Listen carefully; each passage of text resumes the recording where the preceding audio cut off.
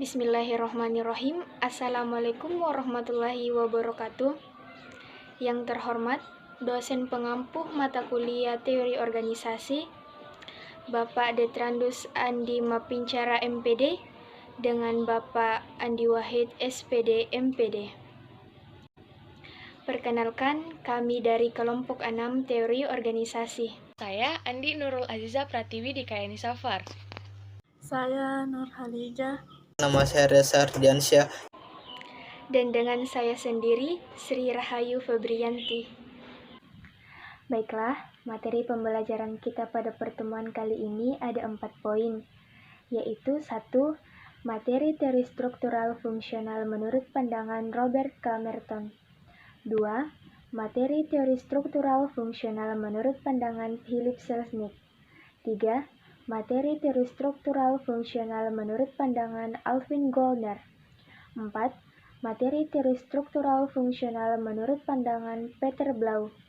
Perkenalkan, nama saya Reza Ardiansyah. Saya ingin membaca menurut pandangan Robert K. Merton tentang teori organisasi. Merton menjelaskan bahwa analisis struktural fungsional ini memutuskan perhatiannya pada suatu kelompok, organisasi, masyarakat, dan kultur. Menurutnya, sasaran studi struktural fungsional ini antara lain adalah peran sosial, pola institusional, proses sosial, pola kultur, emosi yang terpola secara kultural, norma sosial organisasi kelompok, struktur sosial, perlengkapan untuk pengendalian sosial, dan sebagainya.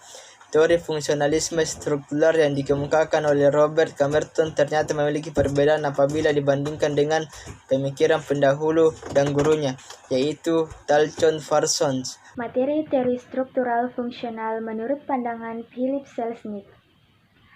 Philip Selznick adalah teori institusional.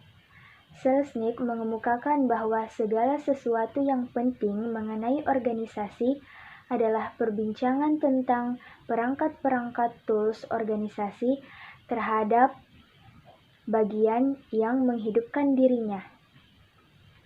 Berdasarkan pemikirannya, ia merumuskan gagasan rasional selanjutnya dalam mendesain organisasi untuk mencapai tujuan yang ternyata menunjukkan bahwa struktur formal tidak bisa membebaskan diri dari dimensi individu.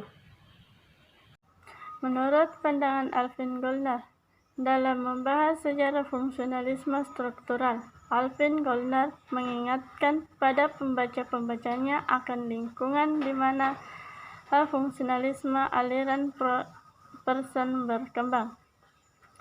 Teori fungsionalisme person mengungkapkan suatu keyakinan akan perubahan dan kelangsungan sistem.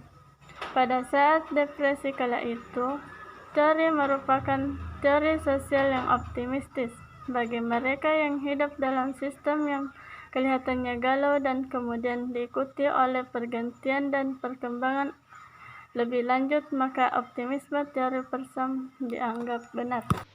Yang keempat, teori struktural fungsional menurut pandangan Peter Blau. Peter Blau merupakan seorang pemikir yang memberikan sumbangan pemikiran sosiologis yang paling terkenal pada teori pertukaran sosial.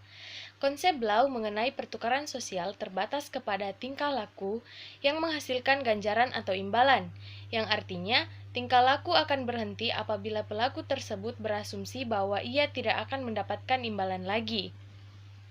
Itulah tadi pemaparan materi dari kami kelompok 6. Kurang dan lebihnya mohon dimaafkan. Saya mewakili semua anggota kelompok 6 mengucapkan wassalamualaikum warahmatullahi wabarakatuh.